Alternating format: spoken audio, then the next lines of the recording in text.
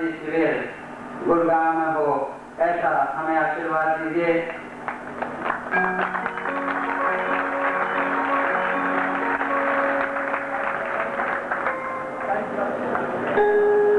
निखिल रथ जो निखिल ज्योति रथ जिसने पहले भारतवर्ष का भ्रमण किया था, इस वैदिक युग का, इस हमारे अंतर्राष्ट्रीय सिद्धाश्रम साधक परिवार का जो प्रचार प्रसार के लिए, और जो एक वो ज्योति जो कोई ऐसी साधारण ज्योति नहीं थी जिसने भारतवर्ष का जो भ्रमण करके किस तरह से एक चेतना लाई थी, और उसी का ये स्वरूप, उसी के माध्यम से जो ये स्वरूप आज सामने आया गुरुदेव, ये उसी का फल भी तो है। क्योंकि आज जो ये एक साधक बैठा है, ये एक नहीं कम से कम 5 हैं, और जो बाहर 5 रह गए जो इन्होंने सदस्य बनाए, उनके भी 5 हैं। तो आप देखिए ना गुरुदेव कि इन साधकों का किस तरह का उत्साह ये आपके द्वारा संचालित इस निखिल ज्योति रथ का ही चमत्कार है। वो निखिल रथ परसों 3 तारीख को गुरुधाम से हरियाणा में, हरियाणा की ऋषि भूमि में प्रस्थान करेगा। ये निखिल रथ, ये निखिल ज्योति पूरे हरियाणा की ऋषि भूमि को उसी तरह से प्रज्वलित करता रहेगा जिस तरह से वैदिक ऋचाओं को कहीं पिहोवा में रचा गया था, कहीं कुरुक्षेत्र के ब्रह्म सरोवर पर रचा गया था, कहीं गीता का उद्भव हुआ था, और कहीं वही ब्रह्म सरोवर से हमारा निखिल रथ, इस अंतर्राष्ट्रीय सिद्धाश्रम साधक परिवार का ये रथ इसी तरह से उस ब्रह्म सरोवर पर अपनी ज्योति को प्रज्वलित करेगा। ये अंतर्राष्ट्रीय सिद्धाश्रम साधक परिवार गुरुदेव कितना गरिमामय अपने आप को अनुभव करेगा। मैं इन्हीं शब्दों से चाहूंगा कि आप इस यात्रा को आशीर्वाद दें गुरुदेव, और यह आदेश दें कि हम हरियाणा के जितने साधक हैं वो सारे पूर्ण रूप से इस रथ के स्वागत में जुड़ जाएं, और इसमें जो प्रचार प्रसार की एक ऐसा पीड़ा उठा लें कि जो गुरु सारे हरियाणा को गुरुमय कर दें। ये निखिल रथ, इनके सभी स्टेशन बता दिए जाएंगे। मैं चाहूंगा कि हरियाणा के सभी साधक इस मीटिंग के बाद, इस शिविर के बाद 10 मिनट के लिए यहाँ एकत्रित हों, ताकि उस निखिल रथ की यात्रा का और ज्यादा गरिमामय बनाने का कार्यक्रम तय कर सकें। इन्हीं के बाद, इन्हीं शब्दों से मैं साधकों की ओर से गुरुदेव का हार्दिक अभिनंदन करता हूँ। सभी अंतर्राष्ट्रीय साधक परिवार की तरफ से गुरुदेव का हार्दिक अभिनंदन करते हैं, और सभी साधक गुरुदेव आपके चरणों में अपना स्नेह समर्पित करते हैं। आपका बहुत बहुत धन्यवाद कहते हैं। आज गुरुदेव जो आपने हमें ऋणी किया, आपने गुरुदेव सिद्धाश्रम के योगियों को हमारे लिए इतना हट किया है। वाकई गुरुदेव हम इसके पात्र नहीं भी हैं, तो आपने बना तो दिया ही गुरुदेव, क्योंकि आपकी दिव्य शक्ति इतनी तेज है कि कोई साधक उस दृष्टि से बच नहीं पाता है। तो मुझे तो कहीं लगता है गुरुदेव कि आपने इन साधकों में भी तो देखा है कि ये सिद्धाश्रम जाने के योग्य है। ये वाकई, और इन साधकों को गुरुदेव, इन शिष्यों को आपने ही सिद्धाश्रम ले जाने के योग्य बनाया है। गुरुदेव इनको पूर्णतः आशीर्वाद जो आज आपने दिया है, वाकई ये सिद्धाश्रम के उन योगियों से कहीं कम नहीं रहेंगे। आपकी गरिमा को ये कहीं कम नहीं होने देंगे।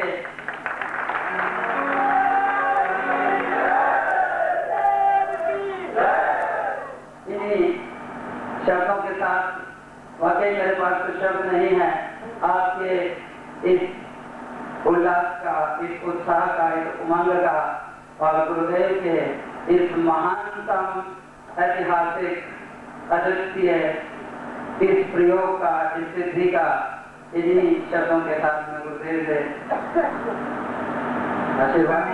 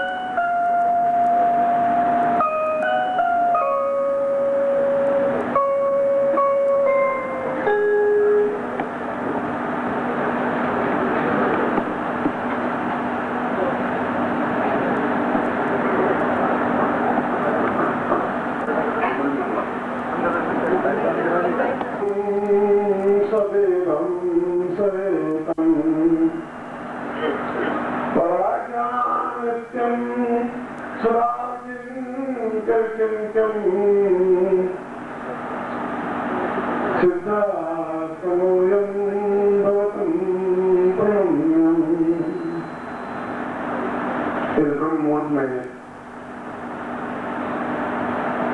2-4 बातें आपको मुझे कहनी है। आजाद सिंह बहुत अच्छा बोल लेते हैं, मुझे पहले मालूम नहीं था कि मंच पर भी इतना अच्छा बोल सकते हैं। बहुत अच्छा बोलते हैं। और थोड़े ही समय से, भौतिक देह से तो थोड़े ही समय से जुड़े हैं, यह तो जरूर कई वर्षों से जुड़े होंगे। जब इतने नजदीक आ सके, उनकी पत्नी भी, उनके बालक भी, ये खुद भी दिन रात यही चिंतन उनका रहता है कि किस प्रकार से वैदिक सभ्यता, वैदिक युग को वापस धरती पर लाया जाए और कोई ऐसी स्थान, कोई ऐसा जगह बन सके जहाँ आने वाली पीढ़ियां एहसास कर सकें कि आपका जो स्वप्न है, आपका जो चिंतन है, वह धरती पर साकार हो सके। और मुझे उम्मीद है कि ये सब कार्य देर से ही सही वह संपन्न अवश्य होते हैं और उस कार्य को जल्दी ही संपन्न किया जाएगा, ऐसा मुझे विश्वास है, ऐसा मुझे भरोसा है।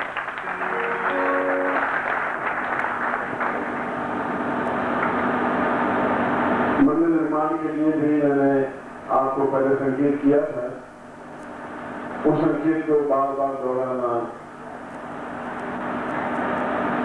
उचित नहीं होता मेरे मुंह से। साथ ही साथ विजय कुमार और उनके परिवार में भी पिछले कुछ समय में दिल्ली में हर एक शिविर में बराबर भाग लेकर के, सहयोग लेकर के उनके पिताजी, उनकी माता जी, उनके परिवार वाले, उनकी पत्नी उस वातावरण को देने का प्रयत्न किया है जो वातावरण एक साधकों के लिए आवश्यक तथ्य होता है। उससे भी ज्यादा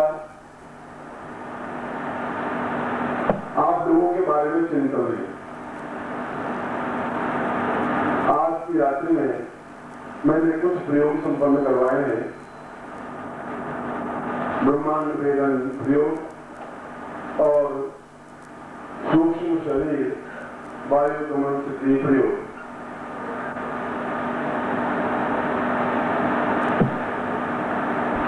और मैंने ये बताया था कि मैं वापिस उन शब्दों को दोहरा रहा हूं कि मैंने बताया था कि कुछ ही समय में आपको इसका एहसास होगा। मैं गोपनीय तथ्य आपके सामने रख रहा हूं कि किस प्रकार से हम अपने शरीर को सूक्ष्म बना करके और एक स्थान से दूसरे स्थान पर जा सकते हैं और किस प्रकार से हम किसी के भी गत जीवन को और पूर्ण जीवन को देखकर आने वाले काल प्रवाह को देखते हुए उन्हें सावधान कर सकते हैं। यह श्लोक जो मैंने बोला है, यह श्लोक शंकर भाष्य का श्लोक है, इसलिए कि इसी श्लोक को दूसरे रूप में विश्वामित्र ने प्रयोग किया था और इसी श्लोक को शंकराचार्य ने भी प्रयोग किया कि वे शिष्य जो विकारों से ग्रस्त मजबूरी से होते हैं, तो मजबूरी शब्द लगाया है कि नहीं चाहते हुए भी होना पड़ रहा है। कल आप वापिस उसी दुनिया में लौट जाएंगे जहाँ वही पाप है, वही छल है, वही झूठ है, वही पाखंड है, वही स्वार्थ है, वही वातावरण है। जिस वातावरण को छोड़ करके आप यहाँ लौटे हैं, यहाँ आए हैं, जिस आनंद को आपने प्राप्त किया है और कुछ ही घंटों बाद आपको वापस उसी वातावरण में, उस गंदगी भरे वातावरण में लौटने के लिए मजबूर होना पड़ेगा। जहाँ एक आदमी दूसरे आदमी कला काटने के लिए तैयार है, जहाँ झूठ बोलना अपनी विशेषता समझता है, जहाँ छल करना जीवन की उन्नति समझता है। और मैं नहीं चाहता कि आप वापस ऐसे विषय वातावरण में मैं आपको धकेलूं या वहां आप सांस लें, मगर यह आपकी मजबूरी है कि इस आनंद परीक्षणों में इतने उच्च कोटि की दीक्षाओं के बाद भी आपको उसी संसार में ना पड़ रहा है जब संसार और छोड़ के आप में आए। यह आपकी मजबूरी है, यह मेरी भी मजबूरी है, क्योंकि मैं आपको कर्तव्य से विमुख नहीं कर सकता और वह समझ नहीं आया है कि आप उस पूरे कुटुंब को छोड़ करके आप किसी उच्च कोटि की स्थापना के लिए किसी एकांत स्थान में 4 महीने मेरे साथ व्यतीत कर सके, वो क्षण नहीं आ पाया है। ऐसे समय में ही शंकराचार्य ने इस श्लोक को उद्धृत किया है। उसके सामने भी यही मजबूरी रही होगी, जहां उसने मंडल मित्र के साथ शास्त्रार्थ किया, जहां भारती के साथ शास्त्रार्थ किया और जहां अपने शिष्यों को वापस उस जीवन में उनको धकेलना पड़ा, तो उन्होंने कहा कि मैं एक ऐसे परामान्य को या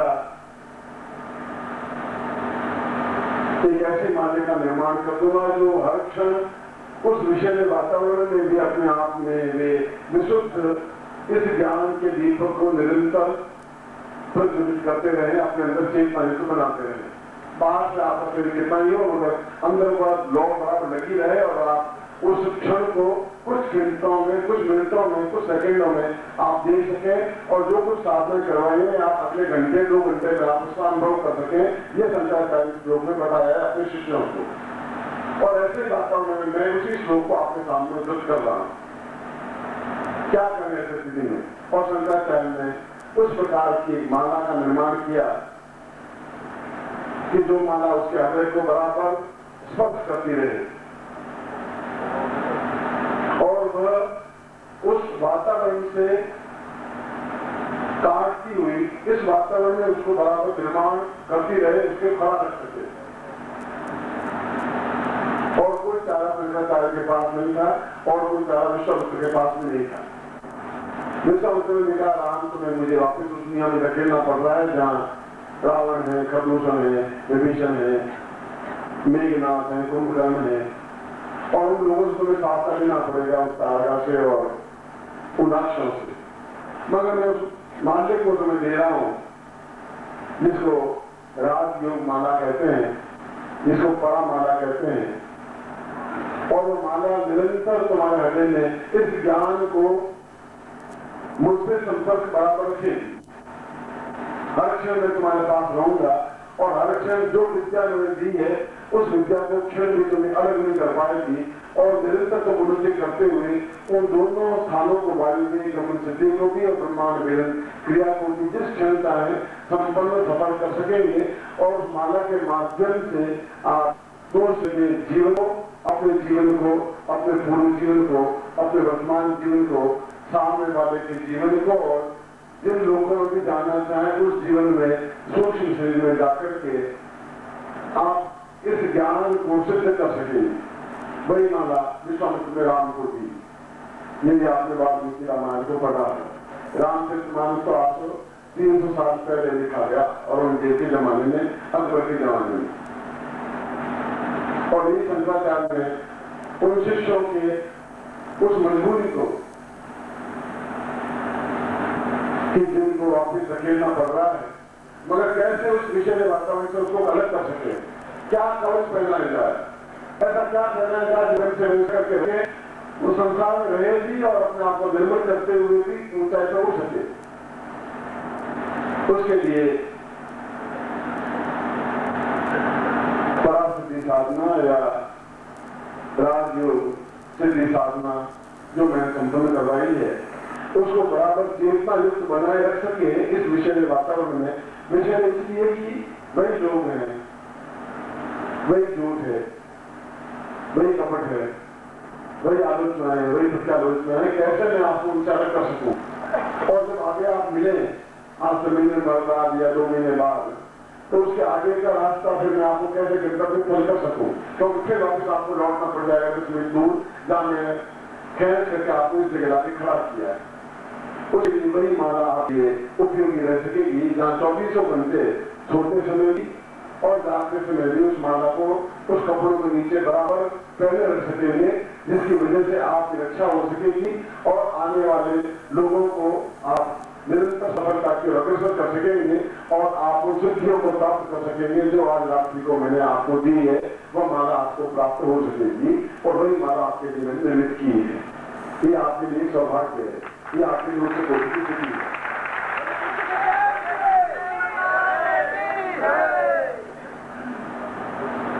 कुछ दिनों बाद जैसा मैंने बताया नवरात्रि साधना होगी, जो समय होली आप लोगों के साथ मनाई जाएगी, जन्मोत्सव मनाया जाएगा और साथ ही साथ पूरे भारतवर्ष में सैकड़ों शिष्य प्रत्येक महीने साधना करने के लिए रत हैं और उन साधनों के माध्यम से उनमें चेतना प्राप्त हो रही है। मुझे विश्वास होने लगा है कि मैंने जो बीज बोए थे पौधे बनने लगे हैं, पेड़ बनने लगे हैं, उनमें विचलन नहीं आ पाई है। मैंने जो खून से उस पौधों को सींचा है, वे पौधे आज लय लहाने लगे हैं, हरियाली खाने लगी है और आज मेरे ओठों पर एक विषाद की जगह प्रसन्नता का आह्लाद, एक खुशी है, एक चिंतन है कि आप लोगों को मैंने परिश्रम किया, वो व्यर्थ नहीं गया और बेकार नहीं गया। मेरी आवाज पर आपने दौड़ करके आए और उस ज्ञान को प्राप्त किया, ये मेरी खुशी की बात है।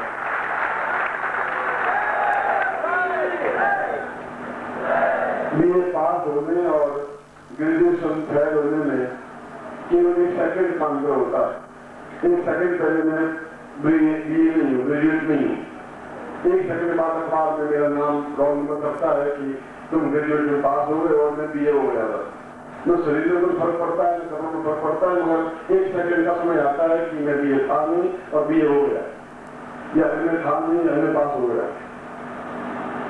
ठीक उसी प्रकार से यह विद्या जो मैंने आपको दी है, उसे कोई जरूर नहीं है कि आपका शरीर बिल्कुल परिवर्तित हो जाए, मगर उस मान्य को धारण करने से क्षण पहले आप कुछ और थे और अगले 5, 7, 2, 4 दिनों में आप अनुभव करेंगे कुछ आप और हैं। आप बैठे बैठे ऐसे दृश्य देख रहे हैं जो आपको विश्वास नहीं हो रहा है कि ये ऐसा हो सकता है, ये क्या है। एकदम से आपको आश्चर्य हो रहा है कि इसका जीवन क्या है। इसलिए मैंने कहा था कि मैं आपको कोई साथ में लंबी चौड़ी नहीं दूंगा, इसलिए मैंने कहा था कि बहुत ज्यादा मंत्र जाति मैं आपको नहीं दूंगा। मैंने आपको कहा था कि कार्य मेरा है, मैं करूंगा और मैं अपने वचनों को निभा रहा हूं। उस प्रकार की माल्य का निर्माण किया जिससे भी कम माल्यों का माला कम निर्माण हो पाया है, मगर माला आपके लिए आपके आने वाली पीढ़ियों की उतनी पूंजी है, धरोहर है, जो कोई जो विया होता है उससे भी ज्यादा उज्ज्वल माल्य है, जो आपके कंठ में हमेशा शोधित होती रहनी चाहिए, जिसके वजह से आपको जितना आगे लाया उतनी जगह आगे पहुंच के सिद्धार्थों में पहुंच सके मेरे साथ में। इसलिए इस माला का निर्माण किया गया।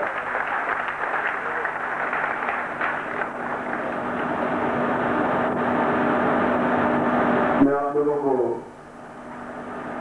और सारी जो धन्यवाद देना ज्यादा उचित नहीं समझता हूं, एक गुरु के नाते, मगर पिता के नाते मैं आप लोगों से प्यार करता हूं, बहुत ज्यादा प्यार करता हूं। इतना अधिक प्यार करता हूं कि यदि मेरे शरीर की खून की एक बूंद भी आपके शरीर में समा जाए तभी मैं मुंह से उठ नहीं करूंगा, बिल्कुल आपके साथ रहूंगा। ये ज्ञान तो बहुत छोटा है। आने वाले समय में मैं आपको दीपक नहीं सूर्य के समान तेजस्वी बनाना चाहता हूं कि सारे पक्ष प्रशासन में काबू कर सके, ऐसा काम करना चाहता हूं। उस वजह से नाते के सामने खड़ा हुआ हूं। इसके लिए आप मुझे सहयोग दें। सहयोग जो ज्ञान है जिन ज्ञान को मैंने पुस्तकों में लिखा है उस ज्ञान को आप बाजार लें स्टॉल से और उपहार के रूप में अपने पड़ोसियों को दें, मित्रों को दें, स्वजनों को दें, संबंधियों को दें। 200 रुपए गुलदस्ते की बजाय उन पुस्तकों को दें तो वो ज्यादा उपयोगी रहेगी। आराम से धक्का मत मारो। पंक्तिबद्ध होके चरण स्पर्श करिए। बिल्कुल हड़बड़ाहट नहीं होनी। एक दिन का शिविर 17 तारीख को, लेडीज से इधर आ जाओ, लेडीज से एक साइड 17 जनवरी को सभी साधकों को सूचित किया जाता है कि भोपाल में 17 जनवरी को शिविर है। सभी साधकों को गुरुदेव की तरफ से आदेश है कि वहां मिलें जरूर, पहुंचे जरूर।